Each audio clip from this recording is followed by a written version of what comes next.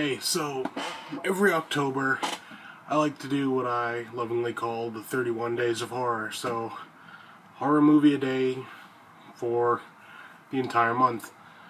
So, what I'm going to do right now, I'm just going to do a quick rundown of week one's releases and what I watched. And, maybe just a brief review of each. Maybe just, out of 10. Like 1 out of 10 or whatever. So, here we go.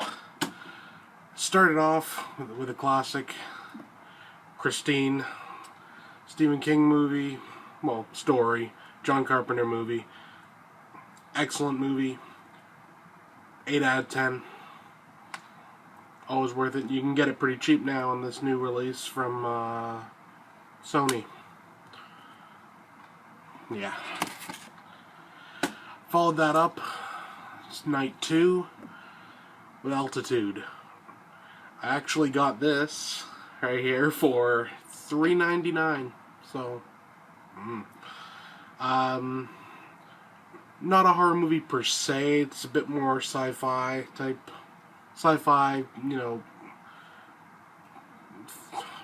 fantasy type horror thing. I don't know. Don't even know what you could really describe it as. But fun little movie. I'd give it about a 5 out of 10. It's worth seeing if you can find it cheap enough. Go for it.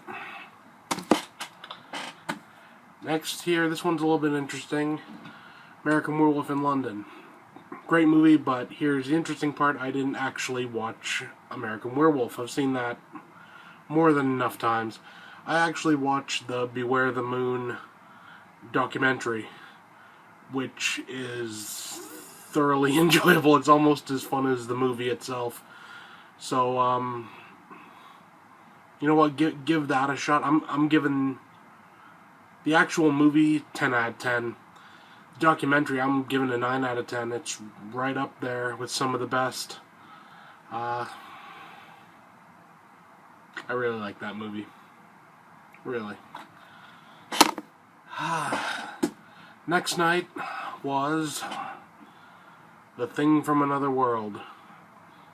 This is the original Christian Nyby? Howard Hawks flick. 1950s, sometime around 51. It's often overshined by the John Carpenter remake, and, rightfully so, but for a 50s, sci-fi, horror, monster flick, you can't really go wrong. James Arness as the creature, really good. Next up, Call of Cthulhu. If you watch my, top 10 underrated movies, I ranked this pretty high. Based on the H.P. Lovecraft story. It's only 47 minutes, but I'm giving this a 10 out of 10. It's a silent film in black and white, and it's made as if it was made in the 20s or 30s. Well, more like the 20s, the early silent flicks. And it's just a really good movie. It uses stop motion effects for Cthulhu, and if you can find this, even if you gotta pay $30-40, it's worth it. I love this movie. I just wish they'd released a Blu-ray of it. I'd have bought that in a heartbeat. But if you get a chance to see one Lovecraft movie in your life, which you'd be sort of, you need to see more than that, but this would be it. It's H.P. Lovecraft Historical Society flick. Really, really good. Now, last night I watched Alfred Hitchcock's Psycho. 10 out of 10, yet again. I have nothing to say about this. If you haven't seen this movie, you're an idiot. Sorry. But, this movie is perfect. 100% perfect.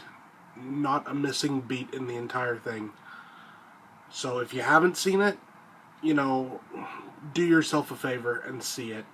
It's a must-see. 10 out of 10. And then tonight, this was the last one for the thing. This is actually a twofer. Cellar Dweller and Catacombs. Double feature from Scream Factory. I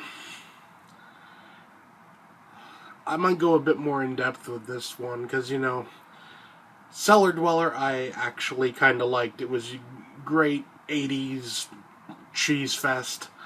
You know, real fun, cheesy movie. Catacombs I didn't really like.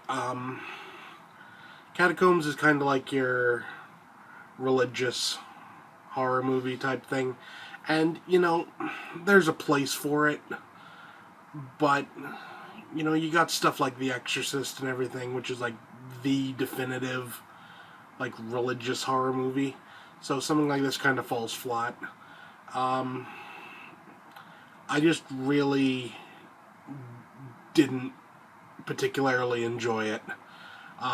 Cellar Dweller was really fun. I give that about a 6 out of 10. Catacombs, I'd be giving a 2 out of 10 maybe, at the most. I just really didn't like it. So that's it for the first week. Hope to do one of these a week for the entire month. Just catch up with what I've been watching. And that's it for now. See you next time.